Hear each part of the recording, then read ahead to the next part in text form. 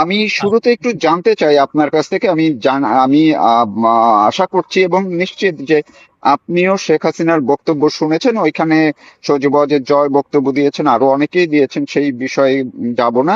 শেখ হাসিনা যে বক্তব্যটা আজকে দিলেন, আমি একটু গভীর বিশ্লেষণে যাওয়ার আগে আপনি কি বার্তা পেলেন সেইটুকু আগে একটু শুনতে চাই। হ্যাঁ, আমি খুব মনোযোগ দিয়ে আমি অনুষ্ঠানটা পুরোটাই দেখেছি। যদিও সরকারি একটা নিষেধাজ্ঞা ছিল, কিন্তু আপনার যেটা হয় যে সরকার নিষেধাজ্ঞা দিয়ে যেটা হয়েছে, মানে এটা আরো বেশি লোকজন দেখেছে।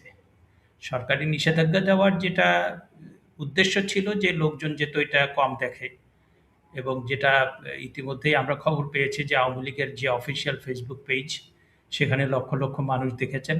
তারপরে বঙ্গবন্ধু কন্যা, সাবেক প্রধানমন্ত্রীর সাবেক আইসিটি উপদেষ্টা সজীব ওয়াজেদ জয়, তার ফেসবুক পেজ থেকেও লক্ষ লক্ষ লোক দেখেছেন, এবং বিভিন্ন ন্যাশনাল ইন্টারন্যাশনাল যে আপনার সংবাদ মাধ্যম সেটিকে যথেষ্ট গুরুত্ব দিয়ে প্রচার করেছে।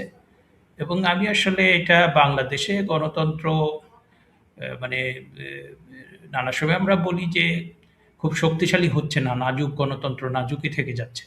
কারণ মাননীয় প্রধানমন্ত্রী তারেক রহমান তিনি যখন লন্ডনে ছিলেন, তার বক্তব্যের ব্যাপারেও এরকম নিষেধাজ্ঞা দেওয়া হতো। হ্যাঁ? এবং আরেকটা ভিন্ন প্রেক্ষাপটে বঙ্গবন্ধু কন্যার যে আপনার উনার বক্তব্য নিয়ে যে নিষেধাজ্ঞা দেয়া হলো, মানে এই প্রোগ্রামটা নিয়ে, সেইটা আসলে কোনোভাবে আইনের সাথেও সঙ্গতিপূর্ণ নয়। তারপরে সংবিধানের সাথেও সঙ্গতিপূর্ণ নয়। আর এই ইনফরমেশন টেকনোলজির যুগে তো একদম মানে অর্থহীন একটা বিষয়। মানে ইনফরমেশন টেকনোলজির এই দিনে আপনি তো মানে একটা দেশের ভেতরে যদি আপনার জুরিসডিকশন থাকে, তাহলে আপনি নিষেধাজ্ঞা দিতে পারেন, আপনি সেটাকে রেগুলেট করতে পারেন। কিন্তু যখন আইসিটির তো কোনো সীমানা নাই, আপনি কোথায় বসে আছেন, আপনি বিশ্বের এক প্রান্তে বসে আছেন, আমি আর এক প্রান্তে বসে আছি, এই তো কথা বলছি। হ্যাঁ, তো এইটা কি আপনি নিষেধাজ্ঞা দিতে পারেন, হ্যাঁ হ্যাঁ, যদি সেটা সন্ত্রাস হয়, যদি সেটা আপনার দেশের সার্বভৌমত্ব বিরোধী হয়, যদি আপনার সেটা মাদকের সাথে জড়িত থাকে, যেটা যদি মানে হিউম্যান ওয়েলবিং সেটাকে কোনোভাবে বিঘ্নিত করে। এখন আপনি যে প্রশ্নটা করেছেন, আমি প্রথমত যে বার্তাটা পেয়েছি বঙ্গবন্ধু কন্যার কাছ থেকে, সেটা হচ্ছে যে তিনি তার প্রত্যাবর্তন নিয়ে নানা মহলে নানা রকম কথাবার্তা হয়েছে, নানা রকম আগ্রহ ছিল। কোটি কোটি মানুষের ভেতরেও অনেক আগ্রহ ছিল। এবং যেটা হয়েছে যে আপনার আমরা যেটি দেখলাম যে ২ বছর ধরে আপনার ডক্টর মোহাম্মদ ইউনুস, তারপরে আপনার মুক্তিযুদ্ধ বিরোধী শক্তি এবং অন্যান্য রাজনৈতিক দল এবং ব্যক্তিবর্গ দেশে বিদেশে তারা বললেন যে শেখ হাসিনা আসছেন না কেন, ভারত তাকে প্রত্যর্পণ করছেন না কেন। কিন্তু যখন তিনি বললেন যে তিনি দেশে ফিরবেন, এবং সেই জিনিসটা তিনি আজকেও একদম সবার সামনে এসে, যদিও তাকে সরাসরি দেখা যায়নি, তার কণ্ঠস্বর শোনা গিয়েছে, তিনি স্পষ্ট করে বলেছেন যে ডিসেম্বরেই তিনি ফিরবেন, এবং তাকে গ্রেপ্তার করা হোক, তাকে কারাগারে নেওয়া হোক, তাকে ফাঁসি দেওয়া হোক, পরিস্থিতি যাই হোক না কেন তিনি ফিরবেন। মানে তার যেই, এবং তিনি সেটা ব্যাখ্যাও করেছেন যে ১৯৮১ সালে তিনি যখন ফিরেছেন তখনও তার বিরুদ্ধে নিষেধাজ্ঞা ছিল। তার বিরুদ্ধে অনেক রকম প্রতিবন্ধকতা ছিল। ২০০৭ সালে যখন তাকে মানে গৃহবন্দী করা হয়, তারপরে বিদেশে পাঠিয়ে দেওয়া হয়, সেখান থেকেও তিনি নানা বাধা অতিক্রম করে ফিরেছেন। তিনি ৫-৬ বার গ্রেপ্তারও হয়েছেন। সুতরাং এই গ্রেপ্তার, নিষেধাজ্ঞা এটা তার জীবনে ১ম না। এবং সেইটা তিনি প্রতিবারই সাহসিকতার সাথে মোকাবেলা করেছেন।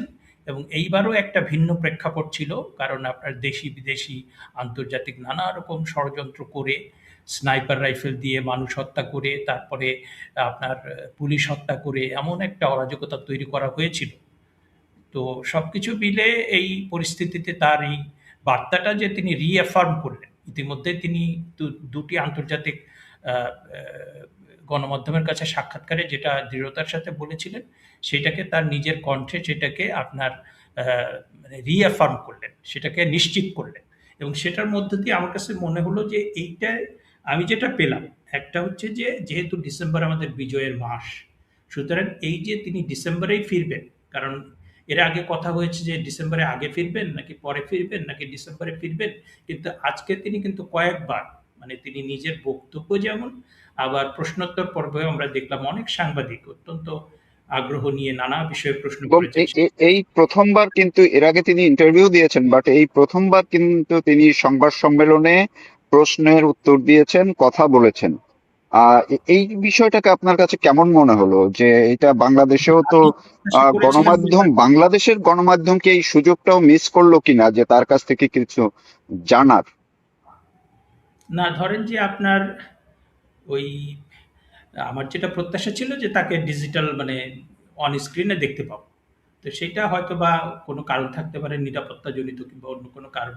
কিন্তু তিনি নিজের কণ্ঠে সেটা আপনি তার বক্তব্য দিয়েছেন, প্রশ্নের উত্তর দিয়েছেন এবং ১ম তো তিনি একটা প্রশ্নের উত্তর দেওয়ার পরে তিনি বললেন যে, "আমার পুত্র সজীব ওয়াজেদ জয় তিনি বাকি প্রশ্নের উত্তর দিবেন।" কিন্তু পরবর্তীতে কিন্তু নিজেই তিনি উত্তরটা দিলেন এবং আমরা তো এই আপনার ডক্টর মোহাম্মদ ইউনূস তাকে কিন্তু আমরা কোনো প্রেস কনফারেন্স করতে দেখি নাই। হ্যাঁ? উনি বিদেশি সংবাদপত্রের সাথে ইন্টারভিউ দিতেন এবং আপনি আ বর্তমান প্রধানমন্ত্রী বোধহয় কোনো প্রেস কনফারেন্স করেননি। তারপরে আগের আরেক প্রধানমন্ত্রী বেগম খালেদা জিয়াকেও আমরা খুব বেশি প্রেস কনফারেন্স করতে দেখতাম না। যদিও ধরেন যে গত ১৫-১৬ বছরে গণভবনে যে প্রেস কনফারেন্স গুলো হয়েছে, সেইটা ধরেন নানা কারণে প্রশ্নবিদ্ধ হয়েছিল যে উনি আসলে যেরকম খোলামেলা মানে বঙ্গবন্ধু কন্যা যেরকম খোলামেলা নানা প্রশ্নের উত্তর দিতে পছন্দ করেন। কিন্তু আমাদের সাংবাদিকদের অনেককেই আমরা দেখেছি যে তল্পিবাহক হয়ে কিংবা তোষামোদ করে এমনভাবে যে প্রশ্ন তারা করতেন যে সেটা অনেক সময় জনগণের কাছে বিরক্তিকর হয়ে যেত। কিন্তু আজকে ধরেন তিনি যেভাবে ফেস করলেন, যেভাবে সব ধরনের প্রশ্নের উত্তর দিলেন, সেইটা তো আমরা মানে সেটা তো মানে সব মহলই প্রশংসা করবে। কারণ এটা তো আমরা অন্যান্য জায়গাতে, অন্যান্য মহলে যারা রাষ্ট্র পরিচালনা করছেন বাংলাদেশে, সেখানে তো আমরা দেখতে পাচ্ছি না। সুতরাং সেই সাহসটা, সেই দৃঢ়তা কিংবা নিজের পলিসি ব্যাখ্যা করা সেটা তো আসলে থাকাটাই উচিত। তারপরে আমার কাছে যেটা আমি কথা বলছিলাম যে আপনার উনার এই ডিসেম্বর মাসেই ফেরত আসা, এটার মধ্যে আমি একটা সিম্বলিক, রিয়েল এবং হিস্টোরিক ৩ টা ভ্যালু আমি দেখতে পাই। কারণ যেহেতু এই ডিসেম্বর মাসে আমাদের বিজয়ের মাস এবং সেটা কিন্তু আপনার একটা পর্যায়ে গিয়ে আমাদের যুদ্ধটা মানে ১৯৭১ সালের ডিসেম্বরের ২রা কিংবা ৩রা ডিসেম্বর মানে আমাদের যৌথ বাহিনী হয়ে যায়।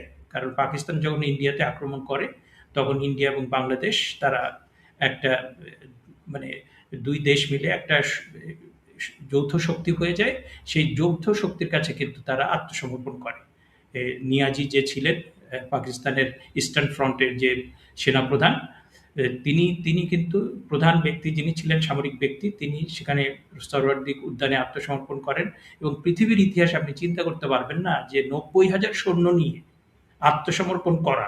মানে এইটার মতো লজ্জাজনক বিষয় আপনি কিছুদিন আগে মানে গত বছর কি আগের বছর পাকিস্তান এবং ইন্ডিয়ার ভেতরে যে আপনার যুদ্ধটা হলো, সেখানে আমি শুনলাম যে পাকিস্তানের সেনাপ্রধান তিনি যখন ওই ভারতের বিমান ভূপাতিত করার খবরটা প্রকাশিত হলো, তিনি বললেন যে ৭১ এর প্রতিশোধ নিয়েছি।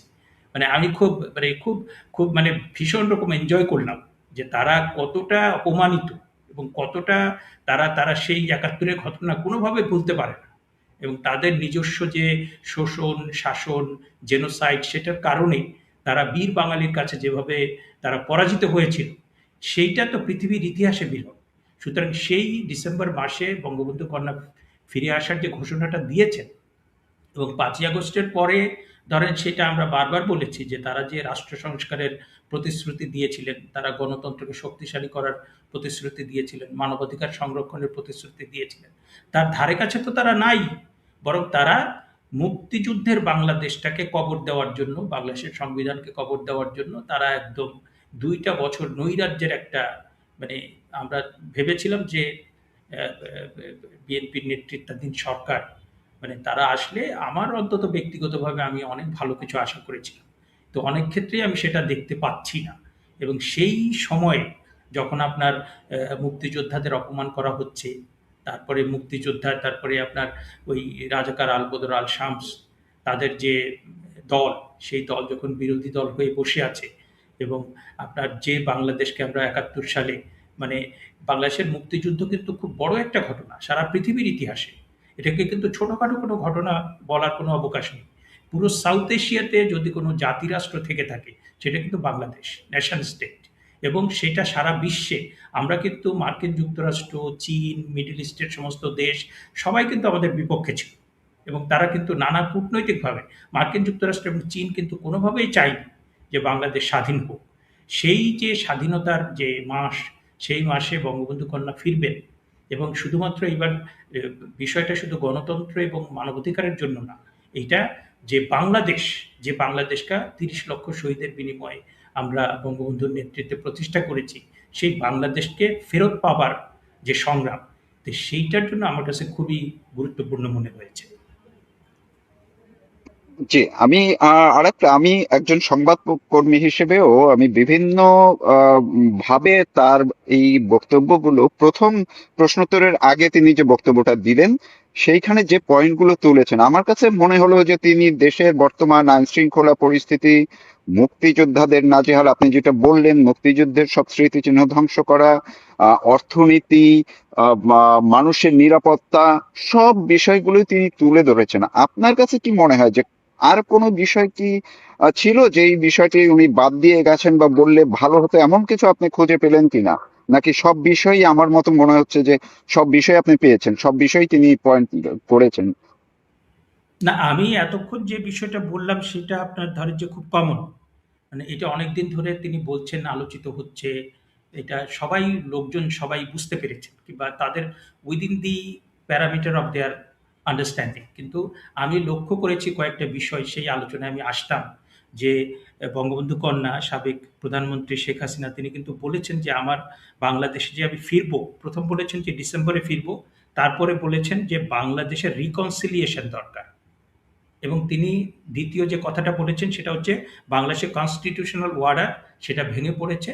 সেই ওয়ার্ডারকে নতুন করে পুনঃস্থাপন করা, প্রতিষ্ঠিত করার জন্য আমাকে ফিরতে হবে। এখন আপনি ধরেন reconciliation এর যে কনসেপ্টটা, এইটা কিন্তু আমাদের অনেক শিক্ষিত লোকও কিন্তু এটা ভালো করে জানেন না। হ্যাঁ, reconciliation এর সবচেয়ে ভালো যেটা হয়েছে সেটা হচ্ছে আপনার সাউথ আফ্রিকাতে। আপনার নেলসন ম্যান্ডেলা সেখানে আপনার ব্লাক এবং হোয়াইট, মানে হোয়াইটরা তো ব্লাকদের কি চোখে দেখতো, তাদেরকে দাসের সমান কিংবা তার চেয়েও মানে মানুষই মনে করতো কিনা তার কোনো, এবং কত কালো মানুষ মেরে ফেলেছে। সেইখানে কিন্তু নেলসন ম্যান্ডেলা অনেক প্যারোকিয়াল অনেক কিছুর ঊর্ধ্বে উঠে এই দুটো যে বর্ণবাদী মানে হোয়াইট এবং ব্লাক তাদের কিন্তু reconciliation করেছে। এখন বাংলাদেশের ৫৫ বছরের ইতিহাসে আমরা যেভাবে দেখছি যে জাতিটা পুরো বিভক্ত হয়ে গিয়েছে, সেই জায়গা থেকে আপনার পুরোপুরি reconciliation কতটা হবে আমি জানি না। কারণ যারা বাংলাদেশ বিরোধী, যারা বাংলাদেশের অস্তিত্বই মানে না, তাদের তো reconciliation করার কিছু নাই। কিন্তু বাংলাদেশের অস্তিত্ব যারা মানে, মুক্তিযুদ্ধকে যারা মানে, যেভাবেই মানুক, কারণ আপনি মুক্তিযুদ্ধের পক্ষের অনেককেই পাবেন। এখানে আওয়ামী লীগকেও পাবেন, তারাই মূল শক্তি। বামপন্থীও পাবেন, তারপরে আপনি এ এ সুন্নি জামাতকেও পাবেন, আপনি কওমীয় অনেক কওমীওয়ালাদেরও পাবেন। কিন্তু এখানে একটা গোষ্ঠী জামাত শিবির তারা কিন্তু বাংলাদেশের অস্তিত্ব কোনোভাবেই তারা মানবে না। হ্যাঁ? এখন তাদের ভেতরেও নতুন আমরা দেখেছি যে অনেকেই তাদের যে জামাতে ইসলাম ত্যাগ করে নতুন দল দল করেছেন। হ্যাঁ? তাদের ভিতরে কি রিয়ালাইজেশন আমি জানি না। তবে আমার যেটা মনে হয় reconciliation এর কোনো উদ্যোগ যদি নেয়া হয়, একদম মানে যত সংখ্যক মানুষ, যত বেশি সংখ্যক মানুষকে আমরা মানে ইউনাইটেড করতে পারি, সেটা আমাদের দেশের, কারণ আমরা যদি বিভক্ত থাকি, বাংলাদেশটা যদি বিভক্ত থাকে তাহলে পরে আমাদের যে অপার সম্ভাবনা সেটা কিন্তু বিকশিত হবে না। আর ২ হচ্ছে যে আমরা যদি আমাদের ন্যাশনাল ইন্টারেস্টে, বিশেষ করে আমি যেটা মনে করি, জানি না কতটুকু কি হবে, মানে আওয়ামী লীগ, বিএনপি তারা যদি বাংলাদেশের ন্যাশনাল ইন্টারেস্টে এক না হয় তাহলে পরে বিদেশি রাষ্ট্রগুলো কিন্তু এটার অনেক সুযোগ নেবে। কারণ আমাদের এখন জিওপলিটিক্স এবং অন্যান্য অনেক কিছু এত বেশি ক্রিটিক্যাল, এত বেশি গুরুত্বপূর্ণ হয়ে গিয়েছে যে এইখানে আপনার মানে গ্লোবাল পাওয়ার, নানা পাওয়ার আমরা জানি যে তারা কিন্তু নানাভাবে চাইবে বাংলাদেশটাকে আপনার তাদের স্বার্থে ব্যবহার করতে। আমি যেটা বলছি যে কারো স্বার্থেই আমরা ব্যবহৃত হব না। আবার আমাদের আমাদের গুরুত্বপূর্ণ বন্ধু ভারত, তাদের সাথে আমরা তাদের নিরাপত্তা, তাদের আ তাদের বাণিজ্য, তাদের আমাদের পানির যে শেয়ারিং সেটার জন্য ভারত আমাদের গুরুত্বপূর্ণ বন্ধু। আবার ওদিকে বাণিজ্যিক কারণে চীন আমাদের গুরুত্বপূর্ণ বন্ধু। আবার ওদিকে যুক্তরাষ্ট্র নিয়ে নানা রকম কথাবার্তা আছে। কিন্তু তারা যেহেতু গ্লোবাল পাওয়ার এবং তাদের যেহেতু একটা স্টেক আছে, তাদের সাথেও কিন্তু আমাদের কৌশলগত এবং ন্যায্যতা ভিত্তিক একটা সম্পর্ক প্রয়োজন হবে। সুতরাং আমার কাছে যেটা মনে হয়েছে যে উনি যে রিকনসিলিয়েশনের কথা বলেছেন, এই জিনিসটা আমার কাছে খুবই ইউনিক মনে হয়েছে। এই কথাটা আমি এর আগে শুনিনি, উনার মুখে শুনিনি। সুতরাং রিকনসিলিয়েশনের জায়গায় না গেলে বাংলাদেশের কিন্তু আপনার মানে আমাদের যে জাতীয় ঐক্য যদি আমরা প্রতিষ্ঠা করতে না পারি, তাহলে বঙ্গবন্ধু কন্যার নেতৃত্বেই যে সম্ভাবনা বাংলাদেশের তৈরি হয়েছে, সেটাকে এক্সপ্লোর করার জন্যই তো বিষয়টা দরকার। আর দ্বিতীয় তিনি যেটা বলেছেন কনস্টিটিউশনাল ওয়ার্ডার, কারণ ইউনূস সাহেব মানে পরবর্তীতে আপনার বঙ্গবন্ধু কন্যা আপনার অনেক কিছু ব্যাখ্যা করেছেন, যেটা আমি আসলে আর বলতে চাই না। তিনি বলেছেন যে আসলে কোটা সংস্কার আন্দোলন, এটা কোটা সংস্কার একটা আন্দোলন ছিল এবং সেটা সরকারও চেয়েছে, সেটার একটা